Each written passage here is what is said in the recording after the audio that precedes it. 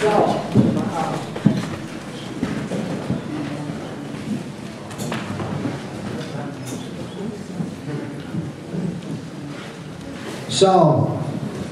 thanks a lot, Lisa. So, someone got a question for Lisa? Anybody, any new takers on questions? Do you know what actually is happening in Lowell Mountain, the project that's being considered at this point? Thank you for asking that question, because I know that the town of Lowell is being asked to vote whether they support that project or not. All I know right now is that it will be 14 or 17 or 24 turbines. They may be 2 megawatts, they might be 3 megawatts. You don't know exactly where they'll be sited. You don't know anything about that project, nothing about it. You just know that there's a proposal for a wind project up there. I don't know how anyone in the town can make a decision as to whether or not it would be appropriate for the town without knowing any of the details. If it had an equivalent of this kind of impact, would you be for it? Is it worth the benefit? I can tell you that it's built, as is typical, 300 plus miles away from the load center. I can tell you that it's likely going to produce when you least need it.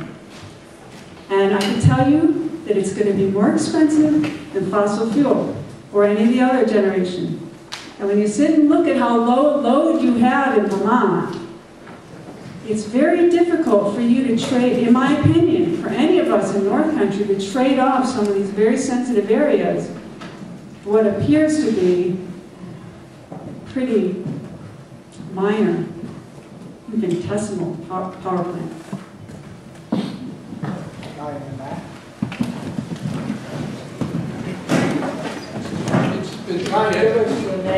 Duncan Kilmer. Duncan Kilmer. Thank you.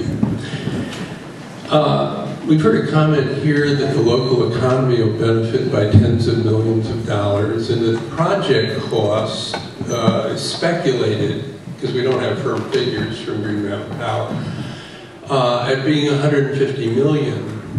Based on your experience, if the project were $150 million in costs, how many of those millions of dollars, which are ratepayer and taxpayer monies, would be going to China, to what's the proper pronunciation? Iberdrola in Spain. What percentage of our money that's been claimed to benefit the local economy, that is our money, the tax money, the ratepayers' money, is going to go to foreign investment, foreign companies, including the government of Quebec? We know from the latest study that came out, actually in the late fall 2009, but then it got a lot more press recently, that the $2 billion that was spent, that was aimed at going towards renewable projects, wind, most of that actually went out of the country. The number of jobs, wind is not a job producer by any stretch of the imagination. You get these temporary jobs from construction, but you're not getting much beyond that. That's why there's such a push within the United States to build manufacturing facilities to build the wind turbines, because they recognize, look, the towers, building the towers themselves, they're managed remotely. You might have 1 or 2 people that are going out monitoring them, but those aren't dedicated people typically to that one project. They are probably working, initially they're working for the manufacturer of the turbines themselves. So Vestas, which is being used in the Cause County project, they would supply the technicians that would monitor. So they're not locals by any stretch. Under construction, also, last I looked, there's one project in Vermont. It's in Searsburg. It was built went online in 1997. Vermont, New Hampshire, we don't exactly have skilled labor for installing these things. So they typically bring in contractors from elsewhere. And Although you do have skill though. You get to clear the trees. You get to build some of the roads. But once that's done, that's it. So in terms of the money, I can't say how it would be here with any certainty, but the turbines are typically not coming from the United States. The lady with the green sweater, right here.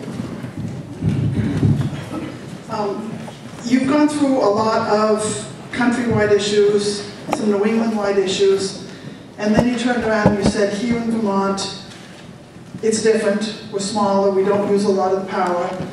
And then you're telling us that rather than to vote to have Green Mountain Power go ahead with this permit process and continue the discussions, continue the investigation, we should shut this off right now based on what's going on in the rest of the country?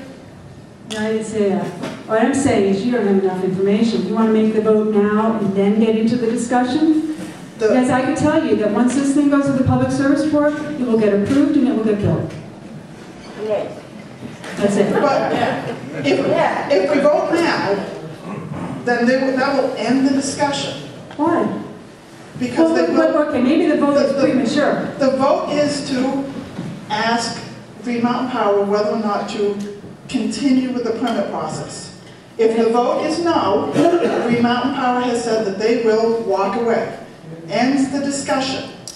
I think we owe it to ourselves, to our next generations, to at least continue the discussions. Well, if you have such a poor,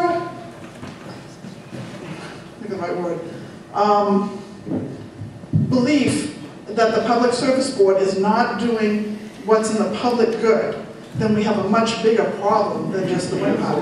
You do have a big problem. And let me tell you, it's one of the other big differences between hydroelectric and wind. If you try to put a dam in today, in your own personal dam that you put on your property, guess who evaluates that and approves it? FERC, Federal Energy Regulation. There is no regulation around wind. You barely have guidelines around wind. People are crying and moaning about the fact that noise is a problem, noise isn't a problem. Well, you know what? We don't have any guidelines. We don't have enough information. So you want to go ahead and have the discussion. I'm saying that I don't know what the warrant article, what the article says. I don't know what it says. I don't know what you're voting on. If it's intended, if it's worded that you should, Green Mountain Power, we should continue to have the discussion. That doesn't mean to put the Met Tower up tomorrow. Have the discussion. Vote, yes, I want to have the discussion. Don't put the Met Tower up. So you want, I don't know what the issue is. I don't understand what the question is. You don't have information, and I don't understand why it's all predicated on the vote. What is the vote? It only says have a discussion? No, the vote says whether or not Green Mountain Power will continue and apply for a permit for the project, or they'll walk away and be done. Well, that's a very different question, because if the warrant had said we want to investigate, keep it a local decision, and come back in 6 months after we learn more, and then allow us to decide. Once you've started that process down the Public Service Board, at least in the state of Vermont, it's not statutorily limited. The decision doesn't have to be made in 6 months. But once you've started that process, the process is no longer a Lowell decision. You have handed over all of your authority to the state A&R, state DPS, and to the Public Service Board. And the only opportunity you have for even having your voice anymore is to become an intervener in the process, which is costly, both in time and money. It's a big deal. So if you want the town truly to make the decision, or at least decide this, and you want the facts in front of you, and that warrant shouldn't read whether Green Mountain Power should go through the permit process. You want to make the decision here, and then support Green Mountain Power after the fact. You don't have enough information today, and I guarantee you the information is not going to come through the way you think when you go to the Public Service Board, because I've been through that process here. One question that you raised during the debate, the presentation, if I may, is